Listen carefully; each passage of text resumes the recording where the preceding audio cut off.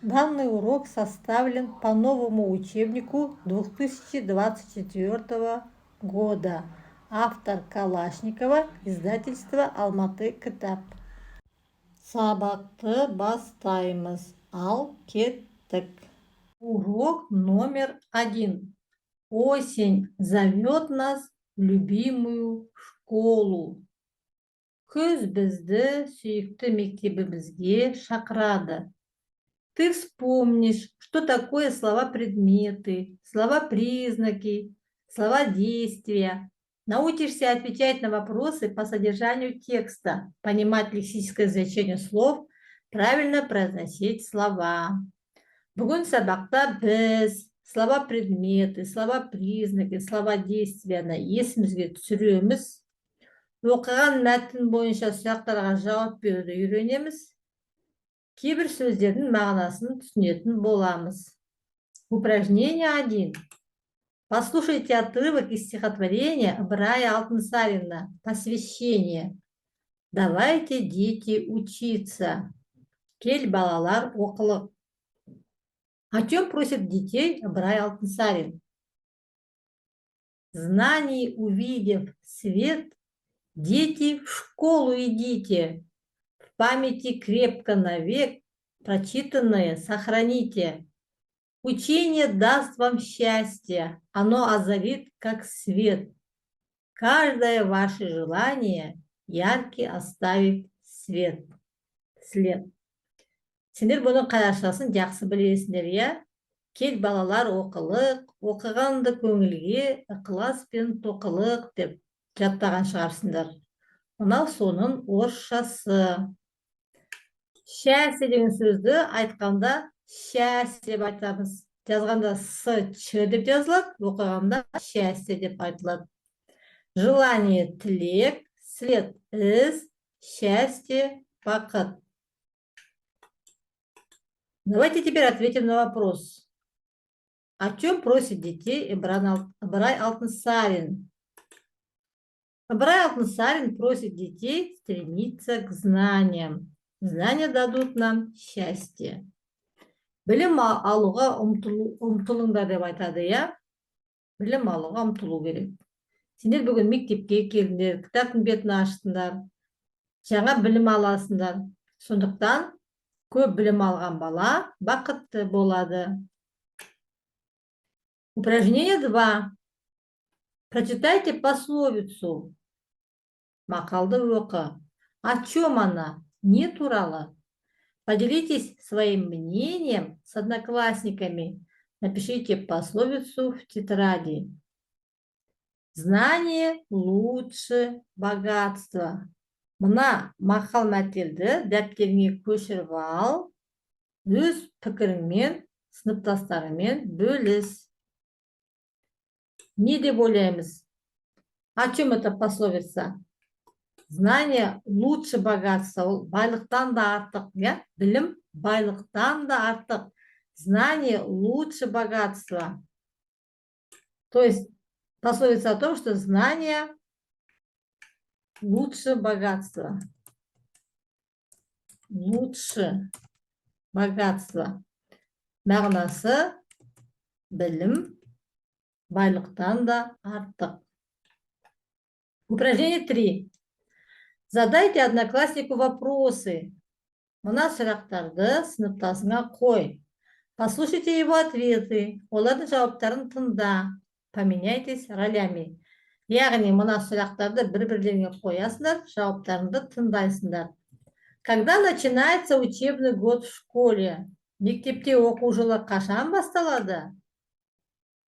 Учебный год в школе начинается 1 сентября. Оқу жылы 1 қыркүйек күні басталады.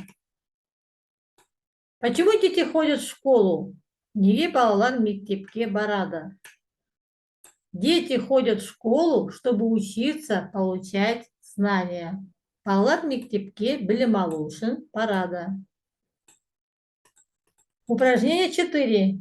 Прочитайте текст. Когда в Казахстане отмечают День знаний? Мәтінді оқып шық, сұраққа жауап бер. В Казахстане 1 сентября отмечают День знаний. После каникул ребята вернулись в школу. Летом они отдыхали, загорали, играли, читали интересные книги.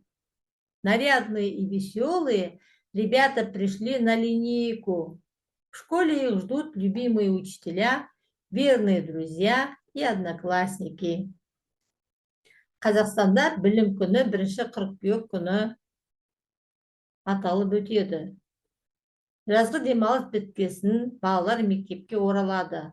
Жазда олар демалды, күнге күйді, ойнады, кітаптар оқыды.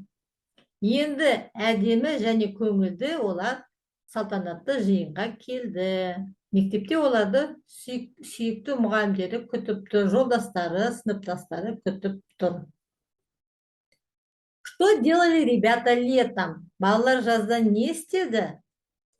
Ребята летом отдыхали, загорали, играли, читали книги. Кто ждет их в школе? Мектепте оларды кім күтіп тұр? Их в школе ждут любимые учителя, друзья и одноклассники. Ребята пришли на линейку какие? Олар салтанатты жиынға қандай көңіл күймен келді? Ребята пришли на линейку нарядные и веселые. Упражнение 5. Чтобы выполнить упражнение 5, нам надо вспомнить слова-предметы, слова-признаки, слова-действия. Найдите в тексте упражнение 4, которое мы только что прочитали, нужно найти слова-предметы, слова-признаки, слова-действия. Назовите их. Ребята, давайте вспомним. Слова-предметы отвечают на вопрос «кто что». Яғни слова-предметы олар заттарды білдіреді. Кім не деген сұраққа жауап береді? Слова-признаки сол заттарға сипаттама береді. Какие деген сұраққа жауап береді. Слова-действия отвечают на вопросы «что делали», «что делают», «что сделали». Яғни олар слова-действия ол іс-қимылды білдіретін сөздер. Енді мына мәтіннің ішінен, міне жаңа оқыдық қой, 4-ші жаттығу. Осының ішінен сол сөздерді тауып алып, теріп жазу керек. Слова-предметы. Что день, кто ребята, что школа, линейка, кто учителя, друзья, одноклассники. Слова-признаки. Какие? Интересные, нарядные, веселые, любимые. Слова-действия. Что делают? Отмечают. Что делали? Вернулись. Что делали? Отдыхали, загорали, играли, читали, пришли. Что делают? Ждут. Упражнение 6. Прочитайте диалог, разыграйте и продолжите его. Ребята, расскажите, что вы делали летом? Балалар, сендер жазда не істедіңдер? Я помогала бабушке и дедушке на жайлау.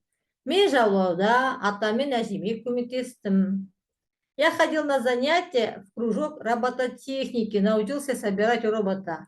Ал мен робототехника үйірмесіне бардым, роботтарды жасап үйрендім. Я прочитал интересные сказки. Мен қызықты ертегілер оқыдым. А вы, ребята, что делали летом? А сендер, балалар, жазда не істедіңдер? Осы сұраққа жауап бересіңдер, я? Кім не істегенін орысша айтып бересіңдер. Енді, я узнала, я научился. Мына жерде нүктені орнына ағарай ойымызды жалғастыру керек. Я узнала, что? Что я узнала на уроке? Я узнала, что знание лучше богатства. Я научился чему за сегодняшний урок? Я научился находить слова-предметы, слова-признаки, слова-действия. Сендерге басқаша жауап беруге болады. Мынау мысалға келтірілген жауаптар. Осымен бүгінгі сабағымыз аяқталды. Тыңдағандарыңа көп рахмет. Сау болыңдар.